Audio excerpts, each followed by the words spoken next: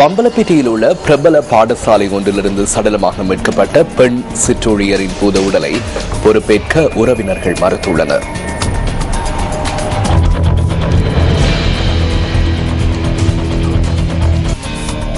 சடலமாக மீட்கப்பட்ட பெண் சிற்றூழியரின் பிரேத பரிசோதனை கொழும்பு தேசிய வைத்தியசாலையில் நடைபெற்றதாக போலீஸ் ஊடக பேச்சாளர் உதவி போலீஸ் அத்தியட்சகர் ருவான் குணசேகர தெரிவித்துள்ளார். எவ்வாறாயினும் பிரேத பரிசோதனை அறிக்கையில் மரணத்திற்கான காரணம் குறிப்பிடப்படவில்லை. மேலதிக ஆய்வுகளுக்காக உடற்பாகங்களை சட்ட வைத்திய அதிகாரி பெற்றுக் கொண்டுள்ளமையே இதற்கு காரணம் என போலீஸ் ஊடக பேச்சாளர் குறிப்பிட்டுள்ளார். இதற்கமைய ஆய்வுகள் நிறைவு பெற்றதன் பின்னரே இவரது மரணத்திற்கான காரணத்தை உறுதிப்படுத்த முடியும் என அவர் சுட்டிக்காட்டியுள்ளார். பிரேத பரிசோதனை அறிக்கையில் மரணத்திற்கான காரணம் உறுதி செய்யப்படாத நிலையில் பூதவுடலை பொறுப்பேற்பதற்கு உறவினர்கள் மறுத்துள்ளனர்.